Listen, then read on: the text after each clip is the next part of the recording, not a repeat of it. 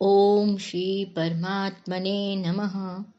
समर्थ रामदास स्वामी रचित मनोबोध श्रृंखला की यह 49वीं कड़ी।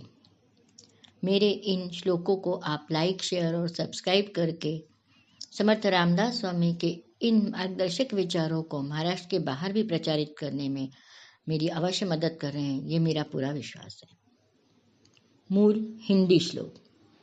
सदा बोलण्यासारिखे चालत आहे, अनेकी सदा एक देवासी पाहे. सगुणी भजे लेश नाही भ्रमाचा, जगी धन्य तो दास सर्वोत्तमाचा. कथनी व करनी में जिसके अंतर नहीं, समस्त प्राणी मात्र में एक ईश्वर को देखता जो. ईश्वर के अस्तित्व के विषय में शंकित नहीं वो, धन्य वही दास सर्वोत्तम का. हर श्लोकों में इसके आगे भी और पीछे एक ही बात जब बार बार दोहराते हैं समर्थ रामदास स्वामी, तो वो अपने आप हम उसे आत्मसात करने लगते हैं। वह बात प्रभाव छोड़ती ही है। कहते हैं ना, करत करत प्रयास के जड़मती होत सुजान, रसरी आवत जातते सिल पर पड़त निशान.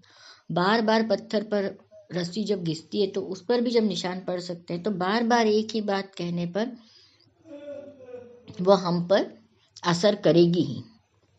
अगर हमारे सामने कोई व्यक्ति सड़क पर कचरा फेंक रहा हो और अगर हमसे कहे कि कचरा फेंकना बुरी बात है, तो क्या हम उसकी बात मानेंगे? नहीं ना। हमारे घर में भी जब हम खुद बाहर से आकर तुरंत हाथ पैर धोएंगे, शू रैक पे अपने जूते चप्पल रखेंगे, तो अपने आप बच्चे भी वैसा ही करते हैं। उन्हें बताना नहीं पड़ता है कि रैक पर कपड़े रखो, रैक पर जूते रखो या अपना स्कूल बैग जगह पर रखो।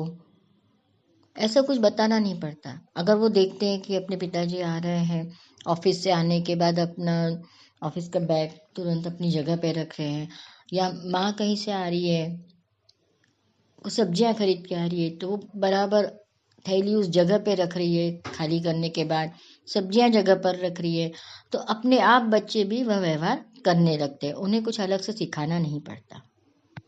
जाति धर्म में भेदभाव अशांति को जन्म देता है। जिस बात का कोई आधार नहीं वह भ्रम है। कई अंधविश्वास प्रचलित है, जैसे पूजा का दिया बुझने से अपशकुन होता है, बिल्ली के रास्ता काटने से काम पूरा नहीं होता। इसका कोई आधार नहीं है। जब तक कोई प्रमाण न बताए, सिद्ध न करके दिखाए, किसी बात पर विश्वास नहीं करना चाहिए। समस्त चराचर में भगवान है, उसी भगवान की पूजा करना है।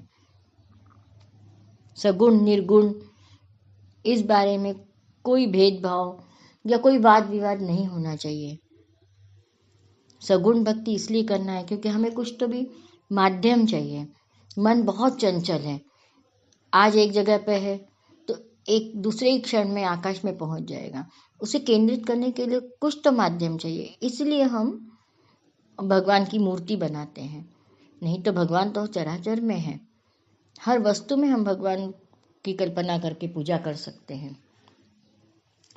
और मूर्ति भी जिसकी बनाते हैं, हम सोचते हैं राम हमारे भगवान है, राम की मूर्ति के सामने बैठ के करें, कृष्ण की मूर्ति के, शंकर भगवान की, तो हमें इन सभी के गुणों को याद करना है, ध्यान केंद्रित करना है उनके गुणों पर। उन्होंने क्या कार्य किए समाज के उत्थान के लिए, उनके गुणों की क्या विशेषताएं थी, वह याद करना है। ये सही पूजा है। अब पूजा भक्ति आखिर है क्या? तो आदर करना है। जब हम माता पिता का आदर करते हैं, अपने गुरुजनों का आदर करते हैं, वो भी भक्ति है। जब हम देश का आदर करते हैं, हमारी देश की नदियां खराब न हो इसलिए उसको प्रदूषण रोकने का प्रयास करते हैं, पर्यावरण का आदर करते हैं, जब पेड़ लगाते हैं, पेड़ न कटे उसके लिए प्रयास करते हैं, तो वो भी एक प्रकार से पूजा ही है।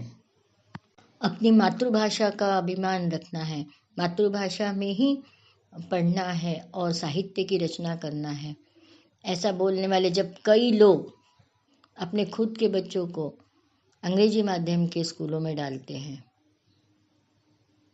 तो क्या हम सच्चे दिल से उनके प्रति आदर व्यक्त कर सकेंगे?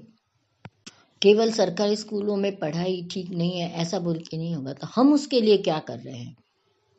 आज हम देख रहे हैं कि हमारा पाठ्यक्रम बदल रहा है, किताबें ऐसी छपने लगी अब कि बच्चों को उसमें आनंद आए। अपना इतिहास, जो सत्य इतिहास है, वह बताया जा रहा है। इस तरह के बदल जो कर रहे हैं, जो परिवर्तन जो ला रहे हैं, उनका साथ देना चाहिए।